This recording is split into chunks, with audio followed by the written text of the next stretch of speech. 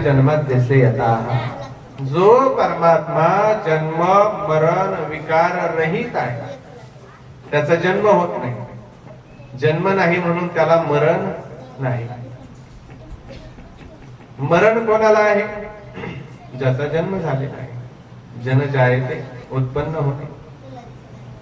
जी जी वस्तू जन्माला आली, जी जी वस्तू उत्पन्न झाली तिचा नाश आहे,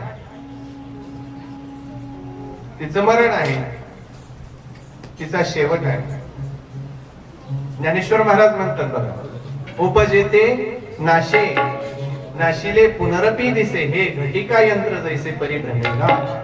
उपजेते नाशे, जी जी वस्तू उपजे म्हणजे निर्माण झाली, उत्पन्न झाली, त्या प्रत्येक वस्तूला नाश आहे. शरीर हे निर्माण झालेलं आहे, उत्पन्न झालेलं आहे. जी जी वस्तू या जगामध्ये, मग कुठलीही वस्तू असते, भौतिक वस्तू कुठलीही, त्या प्रत्येक वस्तूला नाश आहे. पण परमात्म्याला मात्र नाश नाही. तो परमात्मा जो आहे तो अविनाश आहे. अविनाशी असा तो परमात्मा आहे. जगद्गुरु तुकोबाराय म्हणतात, म्हणूनच जो अविनाशी आहे त्याचं जर आपण चिंतन केलं, त्याचं नाव घेतलं, तर तो आपल्याला त्याच्यासारखं करून ठेवतो. अविनाश करी आपुलिया ऐसे, लावी मना पिसे गोविंदाचे. अविनाशी असलेला परमात्मा, त्याच्या नावाचं मनाला पिस म्हणजे वेड लावून घ्यावं लागतं. वेड लावलं पाहिजे, वेड लागलं पाहिजे. वेडा झालो, वेडा झालो, वेडियाच्या गावा गेलो. त्याचं वेड जीवाला लागलं पाहिजे. वेड लागल्याशिवाय तो प्राप्त होत नाही. वेड लागलं. आतापर्यंत खूप वेडे झाले. कोण कोण वेड झालं? मुक्ताबाई झाली वेडी.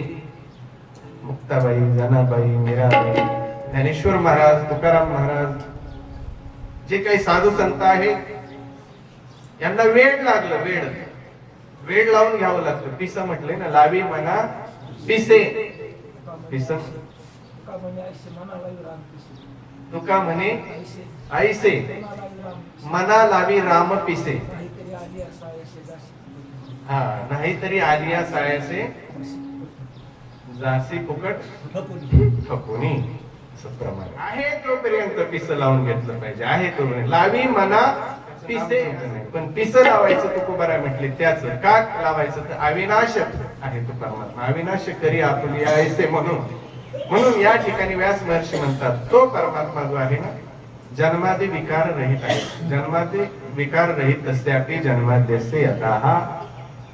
जन्म मरण विकार रहित परमात्मा आहे, पण त्यानेही जन्म घेतलेला दिसतो. जन्म घेतला, कुठे घेतला? मामा कंसाच्या कारागृहामध्ये. आणि जन्म घेतल्याबरोबर अर्थेषु अभिज्ञः स्वराट. जन्म घेतला मामा कंसाच्या कारागृहामध्ये, मथुरेमध्ये. आणि जन्म घेतल्याबरोबर गोकुळामध्ये गेलेले आहे. गोकुळामध्ये दिव्य अशा लीला केल्या. पुढे वृंदावनला गेले. वृंदावनलाही 7 वर्ष लीला केल्या. 7 आणि 4 11 वर्ष लीला त्या ठिकाणी झाल्या. 4 वर्ष गोकुळात, 7 वर्ष वृंदावनावर. वृंदावन मध्ये ज्या परमात्म्याने लीला केलेल्या आहेत, दिव्य अशा लीला केल्या, त्या लीला पाहून ब्रह्मदेवालाही मोह झालेला आहे. मुह्यन्ति यत सूरयः तेने ब्रह्म हृदय आदि कवये मुह्यन्ति यत सूरयः. ब्रह्मदेवाने परमात्म्याच्या लीला वृंदावनातील पाहिल्या, त्यांना मोह प्राप्त झाला. परीक्षा घेण्याचं. त्याच्यानंतर दुसऱ्या श्लोकामध्ये अनुबंध चतुष्टय सांगितलं. अनुबंध चतुष्टय कशाला म्हणायचं? अधिकारी, विषय, प्रयोजन आणि संबंध, याला अनुबंध चतुष्टय म्हणायचं. भागवताचा अधिकारी कोण, विषय काय, प्रयोजन कोणतं आणि संबंध कसा. अधिकाऱ्याचा विषय येतो. या श्रीमद भागवताच्या श्रवणाचा अधिकारी तो आहे ज्याच्या अंतःकरणातून मत्सर निघून गेला. निर्मत्सराणां सतां. मत्सर जो आहे, मत्सर कशाला म्हणायचं? अंतःकरणामध्ये जी द्वेषाची भावना असते त्याला मत्सर म्हणायचं. काल काय होता, काल कुठे होता, आज कुठे गेला, ही भावना कधी कधी अंतःकरणात येते कोणा जीवाच्या विषयामध्ये. ही जी भावना आहे याला मत्सर म्हणायचं. जोपर्यंत हा मत्सर अंतकरणामध्ये आहे तोपर्यंत जीव भागवत श्रवणाचा अधिकारी नाही.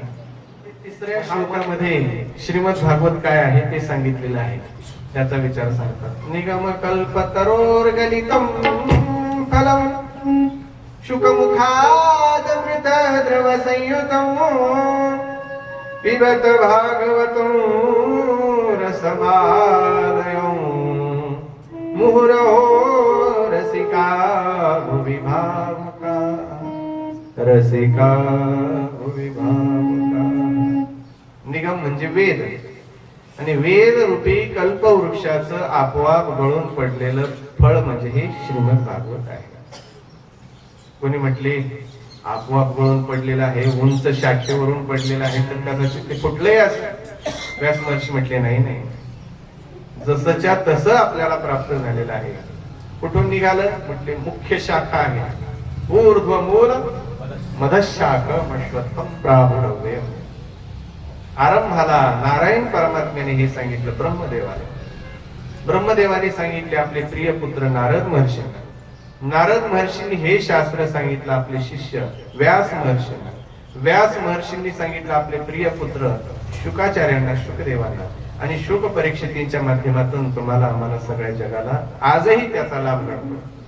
असं हे दिव्य फळ आहे भागवत रूपी फळ. जसंच्या तसं प्राप्त झालेलं आहे. कसं म्हटले, जरी उंच शाखेवरून आलं असलं तरी शिष्य प्रशिष्य शाखा परंपरया नतु उच्च निपातेन स्फुटितम, या न्यायाने फुटलेलं नाही, जसंच्या तसं प्राप्त आहे. कोणी म्हटले ठीक आहे, जसंच्या तसं प्राप्त आहे, पण तुमचं जे हे फळ आहे त्याच्यामध्ये रस कोणता आहे? तर व्यास महर्षी सांगतात अमृत द्रव संयुतम, अमृत रूपी रस परिपूर्ण भरलेला आहे. रस आहे, कोणता रस आहे? अमृत रस आहे. हा रस आनंदाचा, घोष करा हरिनामाचा, कोण हा दैवाचा भाग पावे येथे. रस आहे. रसो वै सहा रसम हेवायम लब्ध्वानंदी भवती आनंदो भवती तृप्तो भवती, असा रस आहे. रस आनंदाचा रस आहे. आनंदुरे आजी आनंद, सबाही अभ्यंतरी अवघा परमानंदुरे. आनंद ही आनंद आहे, नाही आनंदाशी जोडा. हा आनंद इतरत्र प्राप्त होणार नाही, जो भागवतामध्ये आहे, भागवत रूपी फळामध्ये आहे. म्हणून तुम्ही पिबत भागवतम रसमालय. साधक म्हटले जय हो महाराज, फळ काही पिण्याची वस्तू आहे? व्यास महर्षी म्हटले पिण्याची वस्तू फळ जरी नसली तरी माझं हे जे भागवत रूपी फळ आहे त्याच्यामध्ये परिपूर्ण रसही रस आहे, त्याची वस्तूच नाहीये, म्हणून त्याची पिण्याची गोष्ट करतो. पिबत भागवतम रसम आलयम. कुठपर्यंत प्यायचंय? सारखं तर पान करणं चालू आहे. व्यास महर्षी म्हणतात आलयम पिबत, जोपर्यंत तुम्ही रसरूप होत नाही, जोपर्यंत भागवत रूप होत नाही, जोपर्यंत आनंद रूप होत नाही, जोपर्यंत तुम्हाला तो आनंद प्राप्त होत नाही, आनंद रूप तुम्ही होत नाही, तोपर्यंत तुम्ही त्याचं पान करीत राहायचं. तोपर्यंत सोडायचं नाही, बंद करायचं नाही, अखंड त्याचं सेवन केलं पाहिजे. अखंड. आलयम पिबत व्यास महर्षी म्हणतात याच्याकरता सतत रसपान करण्याकरता सतत त्याचं आयोजन असणे गरजेचं असतं. म्हटले ठीक आहे महाराज, आम्ही ते रसरूप आनंदरूप होईपर्यंत श्रवण करण्याची इच्छा आहे, करण्याची तयारी सुद्धा आहे. पण म्हटले या भागवतामध्ये काही ठराविक लोकांचाच अधिकार आहे का? व्यास महर्षी म्हटले नाही, सार्वभौम आहे, सर्वांचा अधिकार आहे. सकळासी येथे आहे अधिकार. यारे यारे लहान थोर याती भलते नारी नर, करावा विचार न लगे चिंता कोणाचे. ब्राह्मण क्षत्रिय वैश्य शूद्र चांडाळ ही अधिकार, सगळ्यांचा अधिकार आहे. तुम्ही या आनंद घ्या आणि मुक्त व्हा, प्रत्येकाचा अधिकार आहे. म्हटले मग दोघांचीच नावं का घेतली?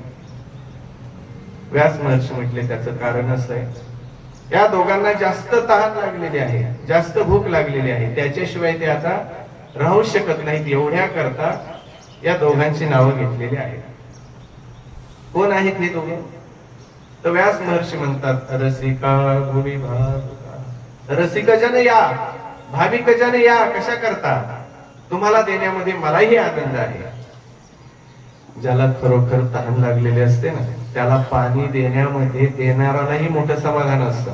ज्याला खरोखर भूक लागलेली असते त्याला देण्यामध्ये देणारालाही मोठं समाधान असतं. म्हणून व्यास महर्षी या दोघांना बोलवतात. अधिकार तर सगळ्यांचा, सगळ्यांनीच या.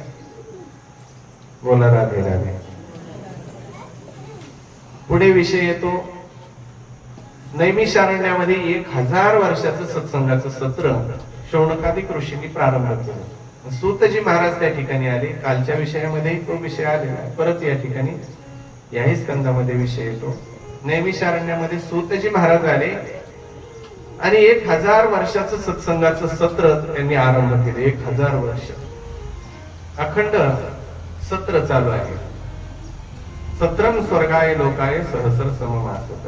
आणि त्या ठिकाणी आल्यानंतर मग या शौनकादिक ऋषींनी काही प्रश्न विचारलेले आहेत. प्रमुख 6 प्रश्न त्यांना विचारले. पहिला प्रश्न आहे, हे सूतजी महाराज, जीव मात्राचं कल्याण कसं होईल? दुसरा प्रश्न आहे, शास्त्र तर बरेच आहे पण आमच्याकडे समय बहुत कम है, तर समस्त शास्त्रांचं सार काय आहे ते तुम्ही आम्हाला सांगा. तिसरा प्रश्न आहे, भगवान परमात्मा कर्तुम अकर्तुम अन्यथा कर्तुम समर्थ जगदीश्वर आहे. जर त्याच्या संकल्पाने या सृष्टीचं सृजन होतंय तर का त्याच्या संकल्पाने या सृष्टीचा संहार होणार नाही? तरी सुद्धा परमात्मा अवतार का घेतो? चौथा प्रश्न आहे, भगवान परमात्मा जर अवतार घेतो तर त्यांनी कोणत्या कोणत्या रूपामध्ये कुठे कुठे किती अवतार घेतले ते तुम्ही आम्हाला सविस्तर सांगा. पाचवा प्रश्न आहे, जीवनाचं परमलक्ष काय? सहावा प्रश्न आहे, भगवान परमात्मा या भूतलावरती धर्माची स्थापना करण्याकरता येतात आणि धर्माची स्थापना केल्यानंतर पुन्हा परमधामाला जातात. त्यावेळेला हा जो धर्म आहे कोणाला शरण जातो?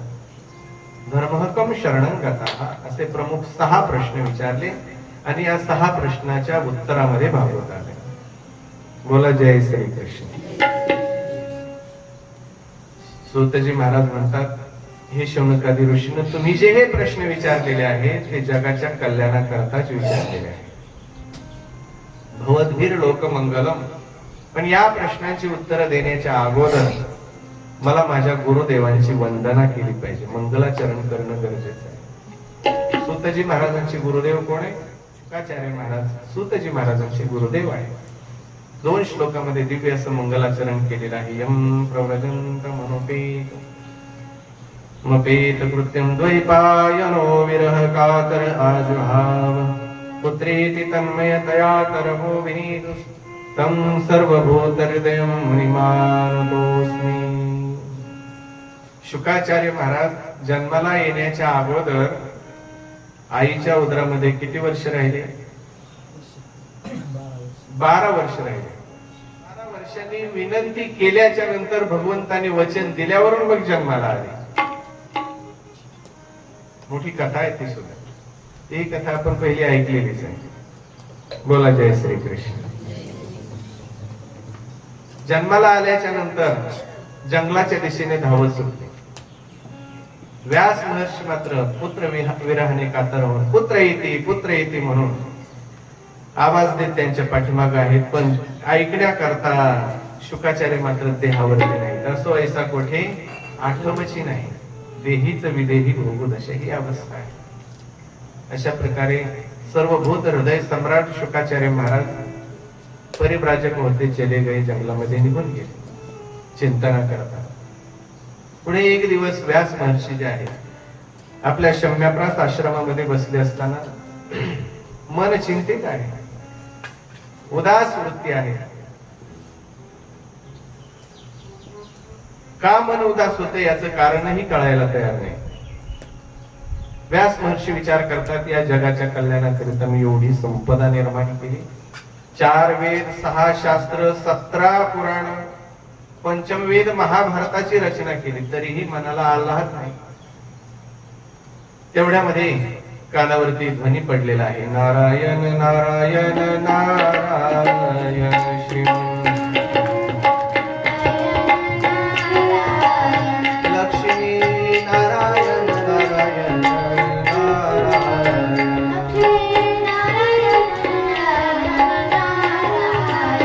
बद्री नारायण नारायण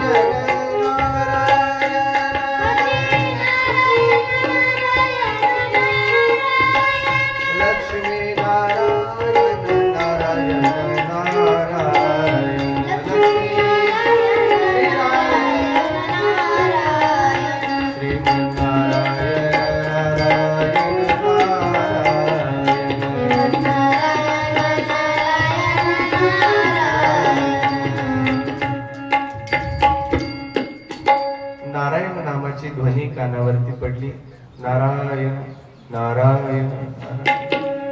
डोळे उघडून पाहिले तर पुढे नारद महर्षी उभे दिसले.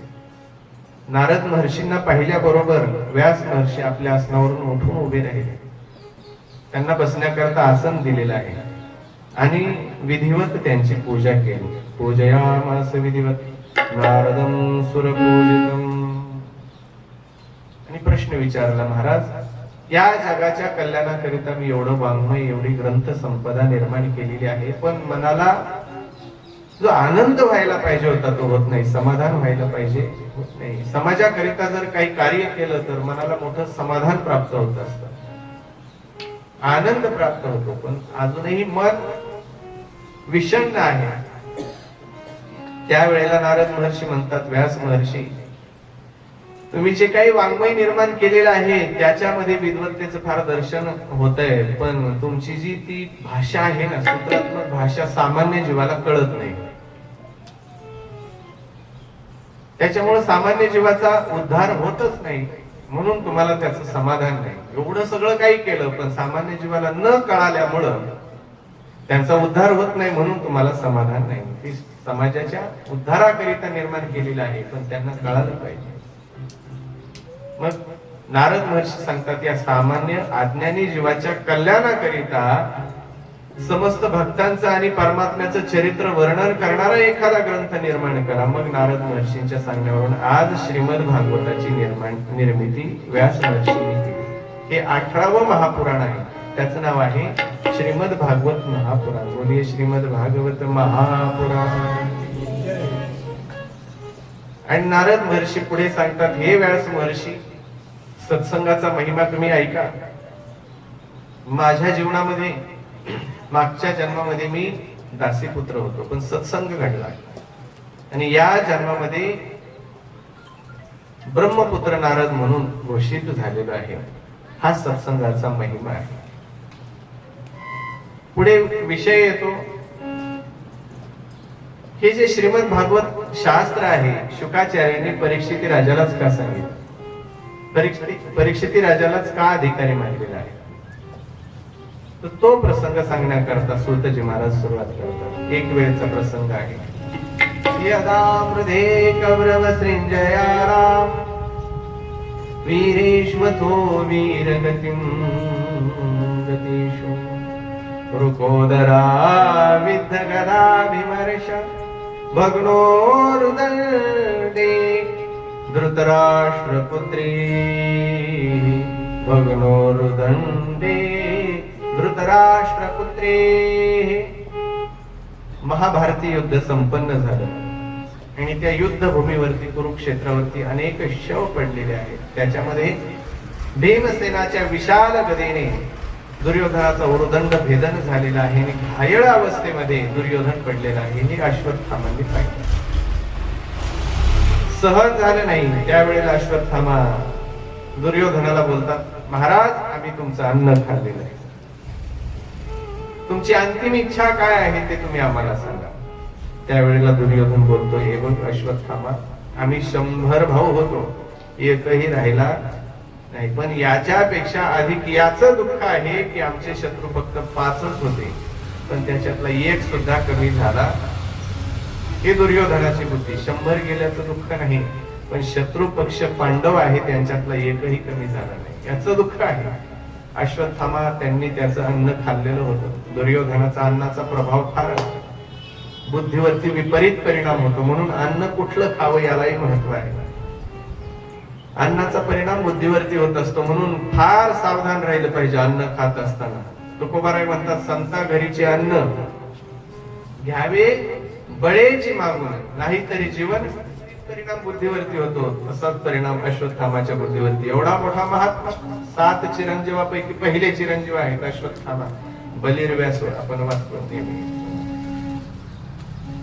विचार केला, ठीक आहे महाराज, तुमची इच्छा आहे, तुम्ही एकाची गोष्ट करताय, 5ही जणांना मारून घेऊन येतो. रात्रीच्या वेळेला प्रतिज्ञा केली, शिबिरामध्ये त्या ठिकाणी गेले. देवाला माहित झालं, देवाने पांडव आहेत, पांडवांना घेतलं आणि गंगेच्या तीरावरती घेऊन गेले. अर्जुनजींना देव म्हणतात, अरे अर्जुना, विजयाची पहिली रात्र आहे, धूमधडाक्यामध्ये साजरी करूया. अर्जुनजीची इच्छा नव्हती, पण देवाचं म्हणणं आहे, ठीक आहे, कन्हैया तुमची इच्छा. पण दुर्दैव असं, पांडव त्या ठिकाणावर गेल्यानंतर पांडवांचे जे 5 पुत्र आहेत ते मात्र त्या ठिकाणी येऊन झोपले. झोपलेल्या अवस्थेमध्ये रात्रीच्या वेळेला ओळखू शकला नाही अश्वत्थामा हे पांडव आहेत की पांडव पुत्र आहेत. हातामध्ये शस्त्र घेतलं, धडा वेगळे शिर केलेले आहेत, एका पोत्यामध्ये भरून घेऊन आले. दुर्योधनाच्या समोर उभे राहिले. महाराज, तुम्ही एकाची गोष्ट केली होती, 5ही जणांना मारून घेऊन आलेलो आहे. दुर्योधनाने सांगितलं, अश्वत्थामा हे शक्य नाही. कालपर्यंत तो कृष्ण परमात्मा पांडवांचं रक्षण करतोय, तोपर्यंत पांडवांच्या केसालाही धक्का लागणं शक्य नाही. कारण देव ज्यांना सांभाळतो, देव राखी तया मारील कोण, न मुडे काटा हिंडता वन. देव ज्याला सांभाळतोय त्याला कोणीही मारू शकत नाही, कारण देव त्यांचं रक्षण करत आहे.